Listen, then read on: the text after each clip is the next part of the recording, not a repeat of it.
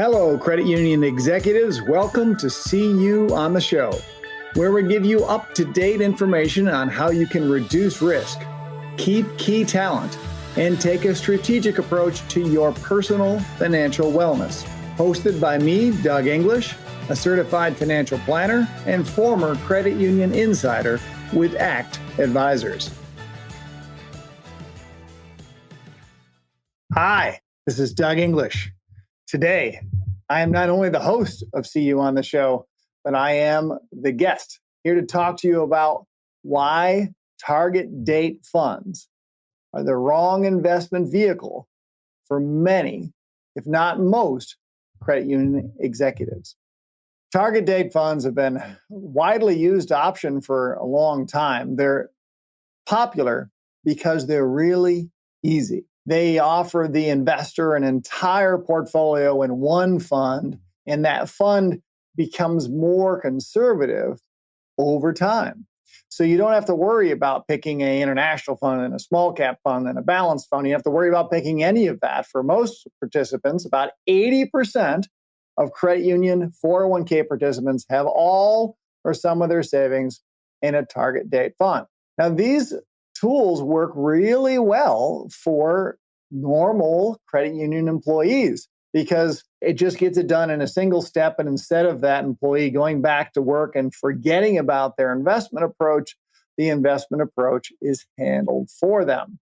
However, their one-size-fits-all approach, that target date fund for the year 2040 is exactly the same for a senior executive as it is for any other person that's in the target date fund. And what we're going to talk about today is why that is a substantially suboptimal solution for credit union executives.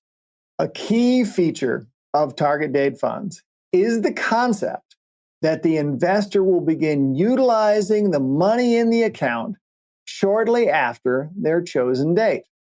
Now, credit union executives typically have more than one source of income beyond the 401k.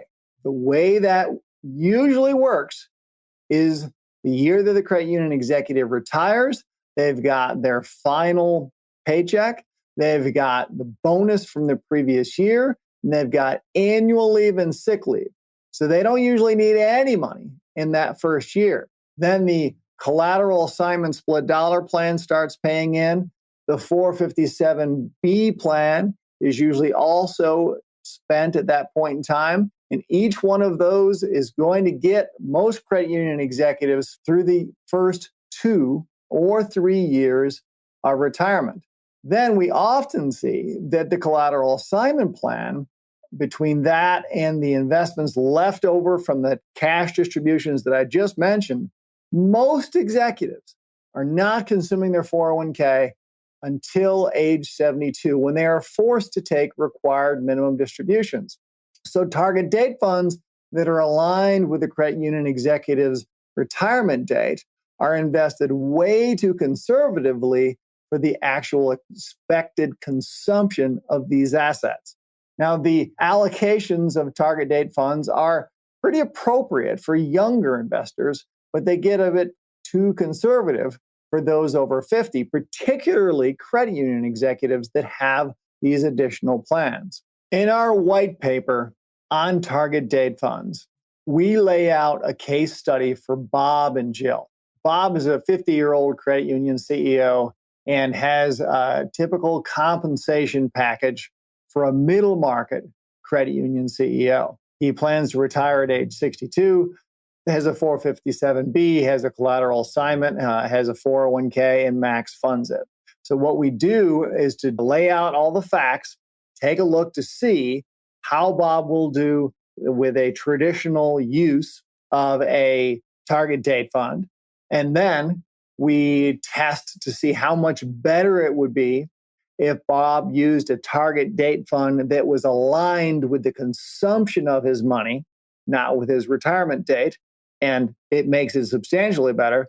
Then we say, what if Bob had a custom design that decreased in risk according to the specific personal plan consumption of his funds? And of course, that is where Bob gets the best outcome. So we modeled the gradual reduction of risk in his account in 5-year increments. So the target date fund starts with a 67% equity concentration that decreases to 61% at retirement and then 30% at age 71. So that's the glide path of the target date funds. That's one of the things that folks love about them, is that they automatically get more conservative.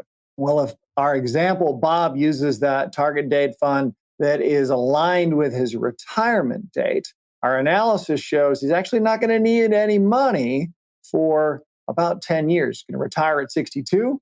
He's not going to need to take any money out of the 401k until 71. So if he uses the target date fund, we run a statistical analysis on his portfolio to say, how likely is it that Bob runs out of money? Well, it's not very likely. Bob results in a 80% confidence level that he's going to have enough money for retirement using the target date fund in the traditional way, with a median asset value at the end of Bob's life expectancy of $620,000. So it gets there, right? It works, but it can be done ever so much better. So a reminder, in Bob's scenario, we have calculated that he will not actually need any money until age 71. So we assume instead of aligning his target date fund with his retirement, he changes and uses a 2045 fund that's aligned with the initial consumption of his 401k. So that allocation within that fund begins with an 85% equity concentration at his age 50. That decreases down to 64% by the time he reaches retirement and bottoms out at 30% equities when he gets to age 83. Now, we keep all the other variables in our case constant, and we check again to say, what are the chances that Bob has enough money? We run our Monte Carlo analysis, 1,000 different trials to say, what are the chances that Bob has enough money? We have now taken his level of financial security from 80% confidence level to 89% confidence level. We've taken his expected median asset value from approximately $600,000 to $1.1 million. So the credit union executive with the same resources planning to spend money in the same way at the same time, by aligning their target date fund with their actual date of consumption, and our illustration doubles the financial resources available to Bob and his family. Finally, in our final scenario, we will examine the effect of personal custom dynamic risk changes. In this scenario, we assume that at age 50, Bob is invested in a 90-10 stock bond mix. Now, you might think that sounds awfully aggressive. Well, remember, Bob's 401k is important, a critical asset, but the majority of his income is actually coming from this collateral assignment split dollar plan. So he can afford to be more aggressive than average because he has more resources than average. That risk level is reduced over time as he approaches the projected consumption date of 71, moving to an 80% stock, 20% bond mix at retirement when he's not yet spending it, then to 60% stocks at age 68, and 50-50 when he actually starts to spend the money at age 71. Now, the effect of doing that takes the confidence from our Monte Carlo simulation up from what was 80% the first time we ran it, and then it got better, got to 89% the second time we ran by just making the target date fund align with his consumption, and by now making his risk level custom to his actual personal dates of consumption, we can take that Monte Carlo level up to 95%. No change in resources, no change in spending, but now he's gone from an 80% confidence level to a 95% confidence level, from an expected terminal value of the assets to his family of $600,000. When we aligned it with his consumption, it was $1.1 million. When we align it with his actual life plan, it's $2.2 million.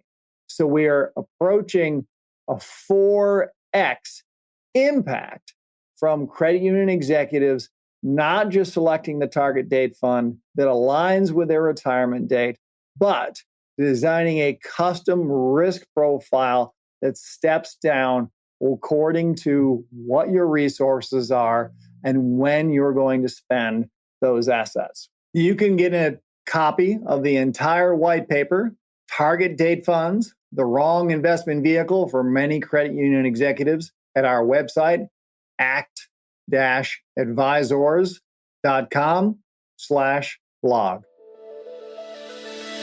That's all the insider credit union knowledge we have for this episode.